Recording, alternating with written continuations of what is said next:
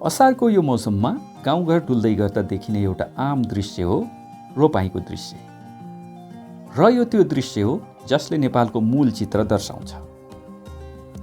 अझै पनि नेपालको व्याख्यामा प्रयोग गरिने पहिलो वाक्य हो नेपाल एक कृषि प्रधान देश हो। अनि कुनै पनि फर्म भर्दा हामी सबैले पारिवारिक पेशा भन्दा कृषि भनेर लेख्ने गर्थ्यौँ। खैर त्यो जमाना कतै हराए पनि अझैसम्म केही पौरखी किसानहरू गाउँमा भेटिन्छन् जसले बाँझा पाखाहरूलाई आफ्नो मेहनतले श्रृङ्गारिदिएका छन्, बन्जर जमिनलाई खेतीले सजाइदिएका छन्। त्यस्तै एक किसान पोखरा निर्मल पोखरीका कृष्ण अधिकारी। म कृष्ण दाइको पाइला पछ्याउँदै थिएँ।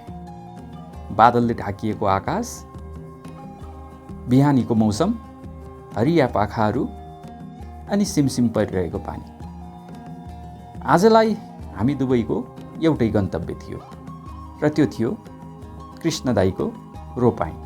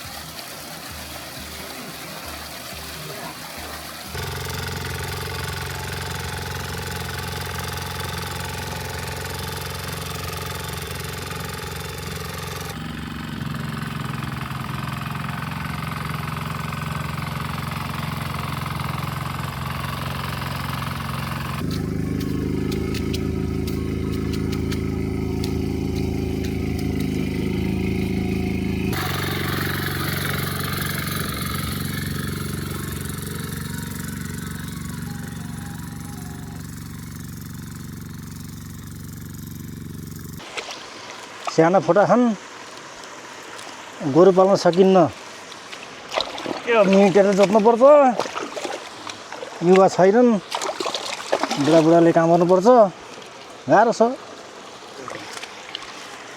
किसान गर्नु गाह्रो छ।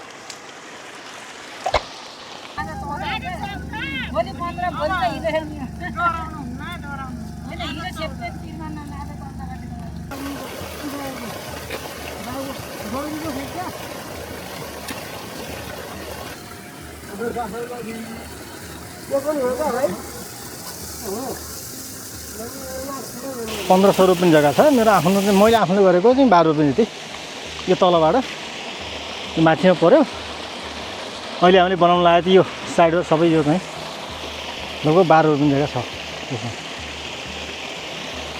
त्यसमा अब चाहिँ ₹12 राम्रो भयो भने त्यही 25-30 मुरीसम्म धान हुन्छ।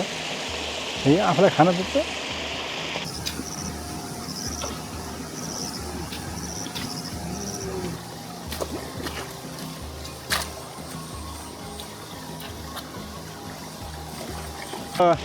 हाम्रो गाउँमा 60-65% जग्गा चाहिँ माउ छ। त्यही 35-40% होला खेती भएको। यहीँ बसेकाले नत्र प्रायः जस्तो चाहिँ बाह्रै रानीहरूले बाँझी सुन्नु भएको छ।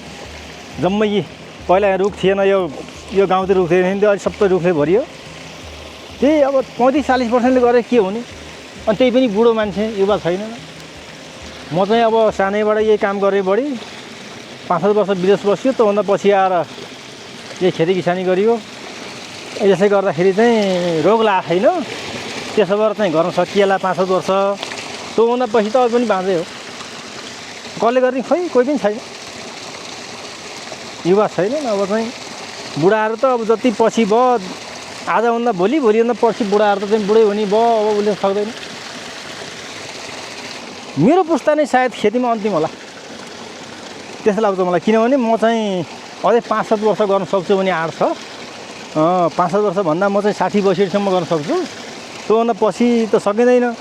यही पुस्ता होला सायद, नभए चाहिँ भोलि गएर यति अल्प काल्नुमा यस्तो चाहिँ साना फोटीमा आएर काम गर्ने मान्छे अब नयाँ पुस्ता होला जस्तो मैले मान्छु।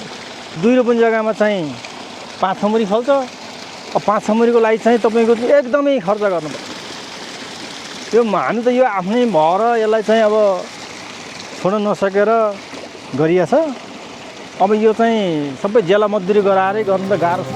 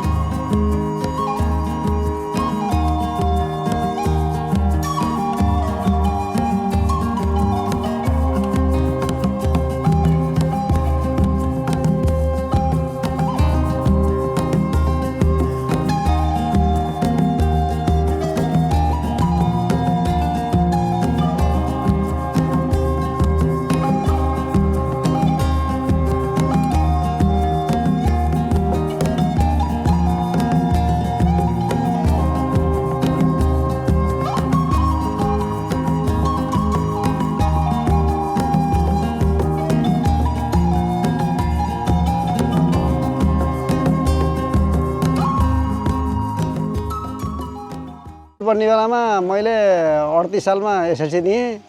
यहाँ 2 घन्टाको चाहिँ बाटो चाहिँ तपाईँको चाहिँ शान्ति उदय पुग्नु पाउँथ्यो, चाहिँ तपाईँको चाहिँ के अरे वडा नम्बर 33 पुग्नु पर्थ्यो। हामी बिहान घाँस काटेर अब यहाँबाट चाहिँ ढिँडो खाएर चाहिँ भात खाएर चाहिँ उहाँ गएर स्कुल गरेर 4 बजे ठ्याक्कै चाहिँ उहाँबाट दगुर्दै चाहिँ घर आएर फेरि मकै गोजिया हालेर अनि घाँस काट्ने हो कि गोबरका डोका ल्याउने हो कि खेता। त्यतिखेर अब यो अहिले यहाँ मल हालेको छ नि यस्तो है, यो मल हाल्ने चलन थिएन कि यो युरिया यो पोटास यो डिएपी भन्ने चलन थिएन। खालि डोकेमल तपाईँको चाहिँ भर्खरै भैँसीले चाहिँ दिसारेको चाहिँ हएको चाहिँ गोब्रियाको मल चाहिँ यहाँ चाहिँ हरिया धारा लाउँदै जम्मै केटाहरू चाहिँ हामी चाहिँ बोक्थ्यौँ है। त्यतिखेर यो चाहिँ एकदम अर्ग्यानिक त त्यतिखेर थियो नि त। पुरानो सिस्टम त सबै हराइसक्यो नि। अब त तपाईँको पुरानो त के रह केही पनि रह।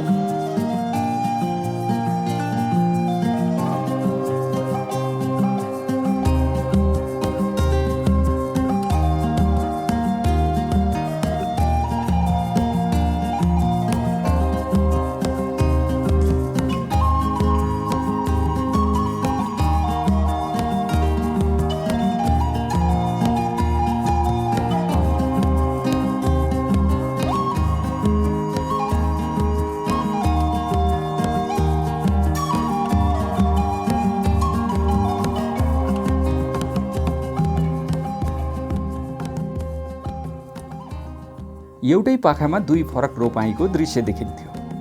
एउटा पाखामा एकातिर गोरुले हल जोतिरहेको देखिन्थ्यो भने अर्कोतिर हाते ट्र्याक्टरले खेत जोतिरहेको थियो। पछिल्लो समयमा जोत्नको लागि मेसिनकै बढी प्रयोग हुन थालेपछि परम्परागत खालको गोरु जोताईको चलन अब गाउँतिर पनि करिब विस्थापित हुने अवस्थामा पुगेको देखियो। तर यी साना तरेले परेका गराहरूमा मेसिनले जोत्न छिटो छरितो भए पनि मेसिन तलमाथि गर्न चाहिँ केही अप्ठ्यारो देखियो। अनि पाखाहरूमा मेसिनको चर्को आवाजको ध्वनि प्रदूषणले हाम्रो पुरानो हल जोताईको सुन्दर रोपाईँलाई खल्लो बनाइदिएको हो कि जस्तो लागिरहेको थियो। जहाँ मेसिनको चर्को आवाजले गर्दा खेताला बाउसे सबै मौन भई काम गरिरहेका देखिन्थे।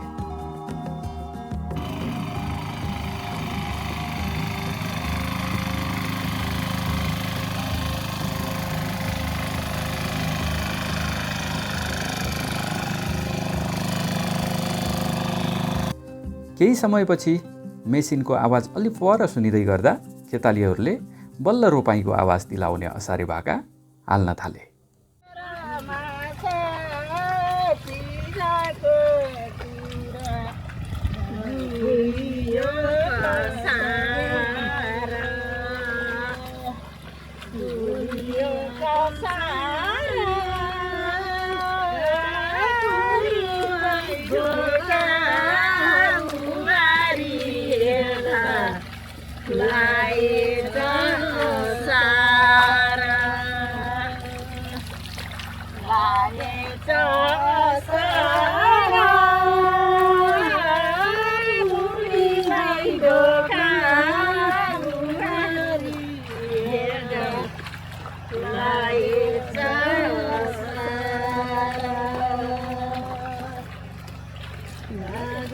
छ